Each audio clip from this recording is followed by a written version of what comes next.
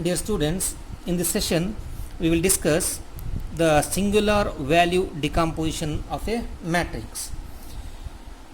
The singular value decomposition is closely associated with the eigenvalue, eigenvector factorization that we have studied earlier, that the matrix which is symmetric can be factorized or orthogonally factorized into P into diagonal matrix into P transpose, where P is the orthogonal matrix. But not all the matrices can be factorized in this form. However, a factorization of a m by n matrix A is possible, where we have to replace P and P transpose by some special matrices, not necessarily the transpose of each other. So that is what I have given here. So that special kind of factorization is known as the singular value decomposition. The singular value of an m by n matrix. The singular value of an m by n matrix A are the square roots of the eigenvalues of A transpose A arranged in the descending order, and they are denoted by sigma 1, sigma 2, sigma 3, etc., sigma n. That means sigma 1 is square root of lambda 1 or sigma 1 square is lambda 1. Now, the singular values of A are the length of the vectors AV1, AV2, etc., AVN. So let us check this. Now, what is norm of A into Vj square? That is equal to inner product of AVj with AVj, or this inner product is nothing but the dot product.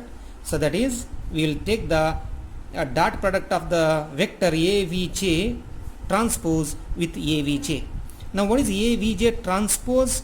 AVj transpose is equal to Vj transpose into A transpose, because AB transpose is equal to B transpose into A transpose. So therefore, now we can use the associate property here. So just to change the brackets, so you can put the brackets here, and then you come to know that A transpose A into the vector Vj is equal to lambda j times Vj. Why lambda j times Vj? Because lambda j is the eigenvalue of A transpose A. Therefore, A transpose A into Vj should be equal to the eigenvalue into the vector Vj.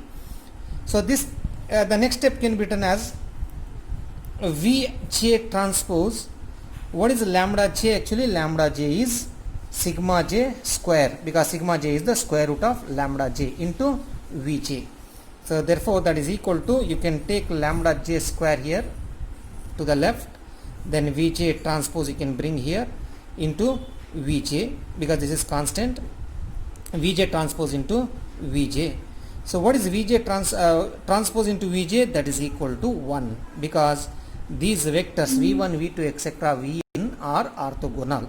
So therefore, because of the orthogonal property, Vj transpose into Vj is equal to 1. Therefore, we find lambda j square here. Therefore, norm of A Vj whole square is equal to lambda j square. Therefore, what is norm of A Vj? Norm of A Vj is equal to lambda j.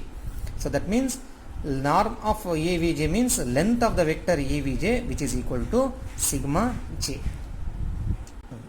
Also, as the eigenvectors of A transpose A are v1, v2, etc., vn, and the eigenvalues are sigma 1 square, sigma 2 square, etc., sigma n square, you can find this A transpose A into Vi is equal to sigma I square into Vi, because sigma I square, which is lambda is I, is the eigenvalue of this matrix A transpose A. Now I will multiply both side by the matrix A. So therefore, A into A transpose AVI is equal to lambda I square into AVI. Now use the associative property here. So if you use the associative property, you can put the bracket here, A into A transpose into AVI is equal to lambda I square into AVI. So from this we come to know that AVI is the eigenvector corresponding to the eigenvalue lambda I, which is equal to lambda I square. Therefore, AVI is the eigenvector of the matrix A into A transpose. Now, if I divide the vector AVI by sigma I, which is the singular value sigma I, which is equal to AVI, and just now we proved that AVI norm AVI is equal to sigma I. So that means length of the vector AVI, if I divide the vector AVI by its length, I will get the unit vector. So therefore AVI by sigma I is the unit eigenvector. We call it as U suffix I. If A is factorized as U, then sigma, whose diagonal entries are singular values, V transpose, then A into A transpose is equal to this matrix and its transpose. Its transpose is V sigma transpose into U transpose. Now if you use the associative property, V transpose into V will be identity matrix, then sigma into I is sigma, therefore we are remaining with U sigma into sigma transpose U transpose. So this can be written as U sigma square into U transpose. From this we come to know that U is the matrix whose columns are the eigenvectors of A transpose. Similarly, if you calculate A transpose into A using this factorization, you will find V sigma square V transpose. So therefore, what is V? V is the matrix whose columns are the eigenvectors of the matrix A transpose A, and the diagonal entries of sigma square are the eigenvalues of A transpose A or A into A transpose.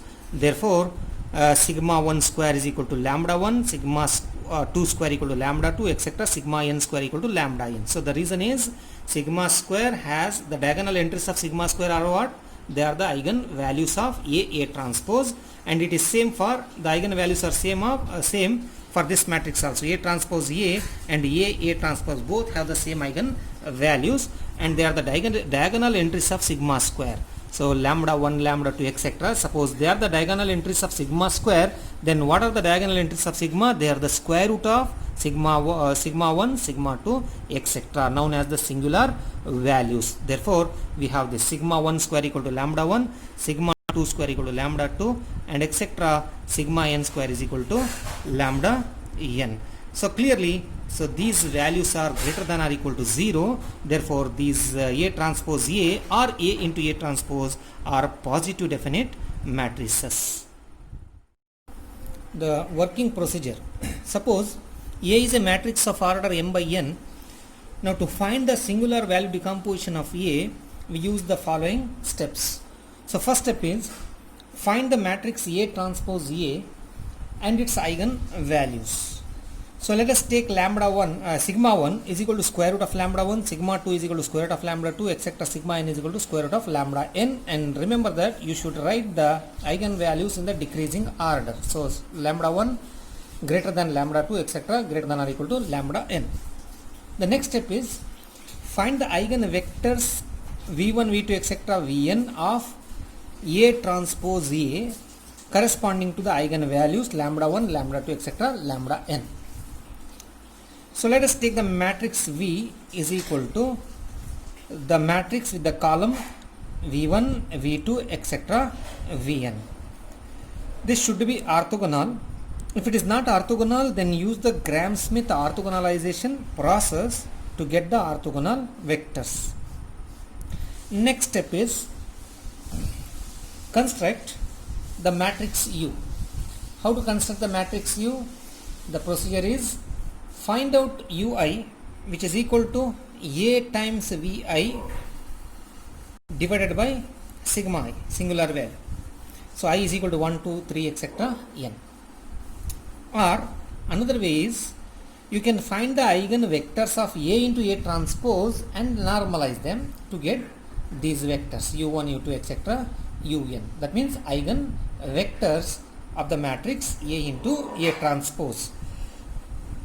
If U1, U2, etc. Un is not orthogonal, then once again use the Gram-Smith orthogonalization process to get the orthogonal vectors. Now if n is same as m, then u is equal to u1, u2, etc. un is the required matrix. If n is less than m, then we need to extend this vectors u1, u2, etc. un to u1, u2, etc. um, u1, u2, etc. which is a basis of r power m. So if it is n is less than m, then we need to extend this set of vectors to the orthonormal set of vectors u1, u2, etc. which is a basis of r power m.